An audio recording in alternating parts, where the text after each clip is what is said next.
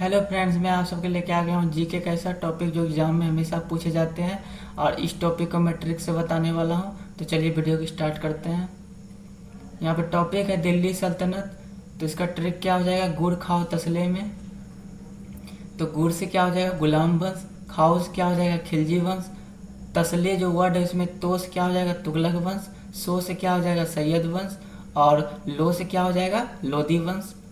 Exam में question ये पूछ लेता है कि दिल्ली सल्तनत में टोटल कितने वंश ने शासन किया था। तो इसका आंसर क्या हो जाएगा, 5 वंश ने शासन किया था। अब पांचों वंश का जो क्रम है वो किस तरीके से है, गुलाम वंश, फिर आ जाएगा खिलजी वंश, फिर आ जाएगा तुगलक वंश, फिर सैयद वंश, फिर लोधी वंश।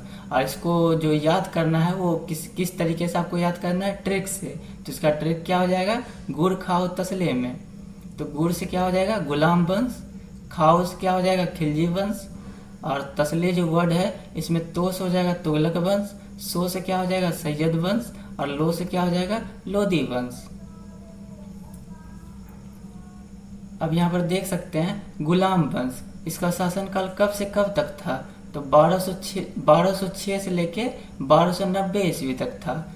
और क्वेश्चन ये पूछ लेता है कि गुलाम वंश का संस्थापक कौन था। कुतुबुद्दीन ऐबक जो था ये गुलाम वंश का संस्थापक था। और गुलाम वंश का जो शासनकाल था वो 1206 से लेके 1290 ईस्वी तक था। ठीक है ना। गुलाम वंश का शासनकाल 1206 से लेकर 1290 ईस्वी तक था। अब फिर कौन आ गया, खिलजी वंश। तो खिलजी वंश का शासनकाल 1290 से लेकर 1320 ईस्वी तक था। और क्वेश्चन ये पूछ लेता है कि खिलजी वंश का संस्थापक कौन था। तो इसका आंसर क्या हो जाएगा, जलालुद्दीन फिरोज खिलजी। जलालुद्दीन फिरोज खिलजी जो था वो खिलजी वंश का संस्थापक था। फिर कौन आ गया, तुगलक वंश। तो तुगलक वंश का शासनकाल कब से कब तक था, 1320 से लेकर 1414 ईस्वी तक था। और क्वेश्चन ये पूछ लेता है कि तुगलक वंश का जो संस्थापक था वो कौन था, गयासुद्दीन तुगलक। फिर इसके बाद कौन आ गया, सैयद वंश। तुगलक वंश के बाद कौन आ जाता है, सैयद वंश। और सैयद वंश का जो शासनकाल है वो 1414 से लेके 1451 ईस्वी तक था। और इसका जो संस्थापक था वो कौन था, खिजर खान। फिर कौन आ गया, लोधी वंश। और लोधी वंश का जो शासनकाल था वो 1451 से लेके 1526 ईस्वी तक था। और लोधी वंश का जो संस्थापक था वो कौन था, बहलोल लोधी। अब आपको सभी क्वेश्चंस आसानी से याद हो गए होंगे। अब एक बार फिर से रिवाइज कर लीजिए, ठीक है ना। गुलाम वंश 1206 से लेकर 1290 ईस्वी तक इसका शासनकाल था। और इसका जो संस्थापक था, गुलाम वंश का जो संस्थापक था वो कुतुबुद्दीन ऐबक था। फिर आ जाता है खिलजी वंश। तो खिलजी वंश का जो शासनकाल था वो 1290 से लेकर 1300 खिलजी वंश का जो शासनकाल था वो 1290 से लेकर 1320 ईस्वी तक था। और खिलजी वंश का जो संस्थापक था वो कौन था, जलालुद्दीन फिरोज खिलजी। फिर आ गया तुगलक वंश। तुगलक वंश का जो शासनकाल था वो 1320 से लेकर 1414 ईस्वी तक था। और तुगलक वंश का जो संस्थापक था वो गयासुद्दीन तुगलक था।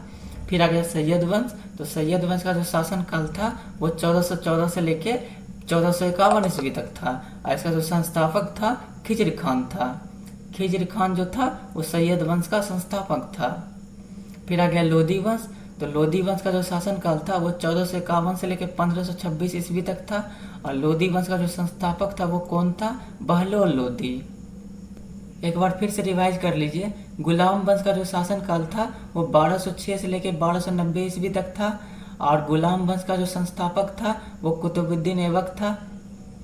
फिर आ गया खिलजी वंश। तो खिलजी वंश का जो शासनकाल था वो 1290 से लेकर 1320 ईस्वी तक था। और खिलजी वंश का जो संस्थापक था वो जलालुद्दीन फिरोज खिलजी था। फिर आ गया तुगलक वंश। खिलजी वंश का जो संस्थापक था वो कौन था, जलालुद्दीन फिरोज खिलजी।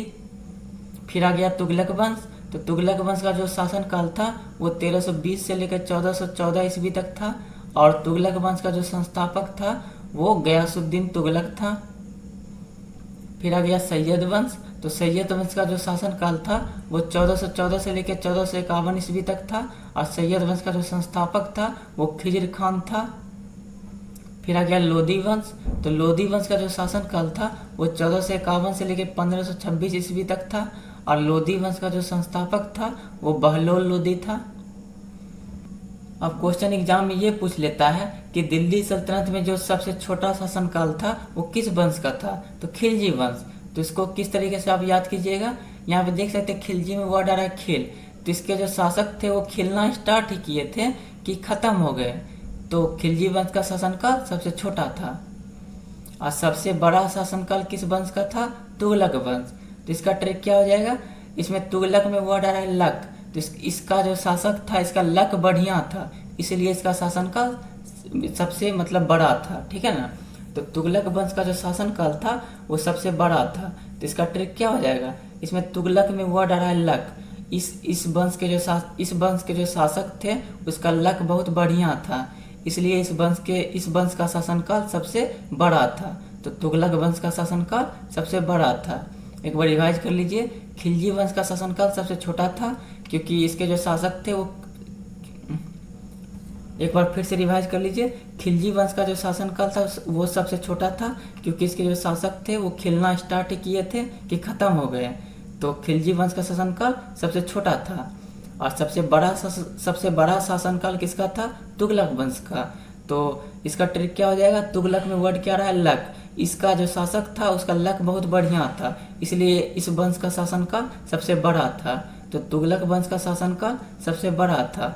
अब ये दोनों जो क्वेश्चन थे अब ये दोनों क्वेश्चंस का जो ट्रिक है आपको आसानी से याद करा देगा।